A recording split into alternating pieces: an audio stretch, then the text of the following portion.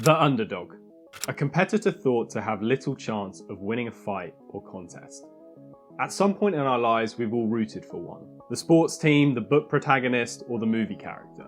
But why do we really do this? Because most of the time, outside of entertaining ourselves, we don't always support the underdog. We buy from established brands, we seek out doctors with the best reputation, and we strive for jobs at high-profile companies. What is it about the fictional and real-life contests that suddenly cause us to get behind those who look like they have no chance? Well, this video will explain the why behind our love for underdogs. First, where did the term underdog come from? Well, it was simply a term to describe a losing dog in dogfights in the late 19th century. In contrast, the winner was termed the top dog. But somehow, over time, these terms of underdog and top dog moved away from just describing the actual winners and losers of such contests, but also to describe the expected winners and losers. And because of this, people started getting behind the underdog, because of the better odds when putting money on these fights. So rooting for the underdog has its origins in the prospect of financial rewards, and we can still see this today. Whether it's sports, TV contest shows, or even elections, a lot of people think, oh, with those odds, they're worth a bet. But most of us aren't gamblers or bettors, so there must be some other rewards, other than financial, that cause us to get behind an expected loser. And the most obvious rewards are the emotional ones. Rooting for the underdog and seeing them win is just plain exciting. We love surprises and most of the time associate these with excitement, which in turn is pleasurable. But that pleasure can actually be two-way when supporting the underdog, and one is perhaps a bit darker.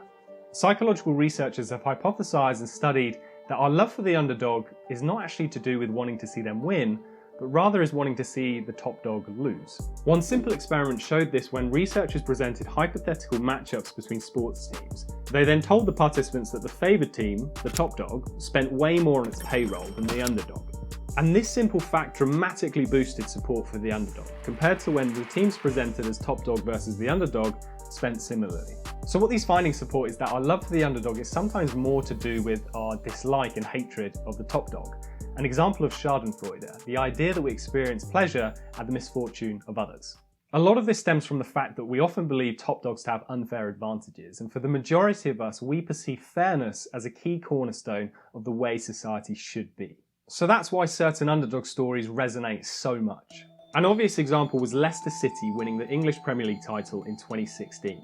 You could place a bet on them to win the league at 5,000 to 1, and the previous season they only just avoided relegation. Their squad was full of underdogs, a few misfits, and those who had risen the ranks to finally get their chance at playing professional football. And their typical starting 11 team cost £28.8 million, compared to the hundreds of millions of pounds their rivals for the title had spent. For many people, to see Leicester City win was not the main source of excitement, it was more the fact that the same old teams who'd been accused of buying success had failed. But look, we're not all that petty deep down. For most of us, our love of the underdog goes beyond Schadenfreude. The lighter side of the pleasure we gain from rooting for the underdog outshines the darker side, but it's a lot harder to explain. There are various reasons, but these can be whittled down into a three-step process. First, we're socialised into it. In British and American culture, the underdog has always been highly regarded. Religious stories such as David and Goliath and British legends like Robin Hood and King Arthur have influenced and are reflected in so many aspects of mainstream culture, from unlikely heroes in fantasy fiction to the lyrics of rappers.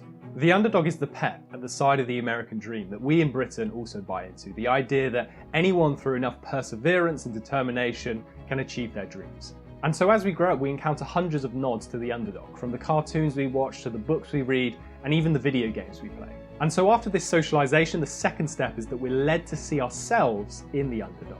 Research has consistently shown that the underdog is often perceived as more hard-working, determined and gritty than top dogs. And these traits are virtues, things we're all told to be and things we all like to think of ourselves as.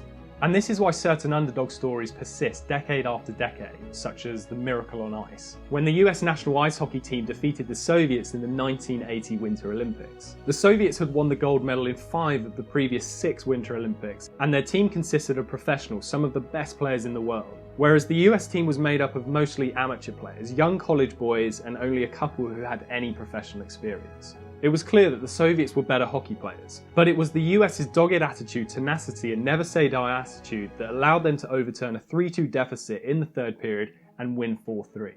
And again, it's those traits that we all see ourselves as having or aspire to have, so it's no wonder that we get behind the little guy or girl and try to vicariously experience their unbelievable achievements. But over time, a lot of us grow and develop. We ourselves are no longer the underdog. We might have been fortunate to achieve what we wanted to achieve in education, our work lives and personal lives. So rooting for the underdog is no longer an aspirational thing. So what is it? Well, our final process in our love for the underdog can simply be seen as just our love for novelty and the excitement that that brings. Underdog stories are endless, but every time they do occur, they are a break from the norm, the patterns, the routines, all things that we ourselves tend to get pretty bored of. It's boring when the same team wins every year, and it's boring when the candidate gets re-elected with ease each term, and it's boring to hear that the big company has had yet another record year in sales. But the team that comes out of nowhere, the candidate who causes an upset, and the upstart startup that shakes up an entire industry, well, that's interesting. That's exciting. And psychologists and behavioural economists have consistently found that we receive more excitement and pleasure out of unexpected successes than expected ones. Winning when you're supposed to is just a formality. It's a matter of just getting the job done and you're relieved but rarely excited. But winning when you're not supposed to, that's a cause for celebration. So we'll continue to keep rooting for the underdog, for the unexpected pleasure and excitement that it brings.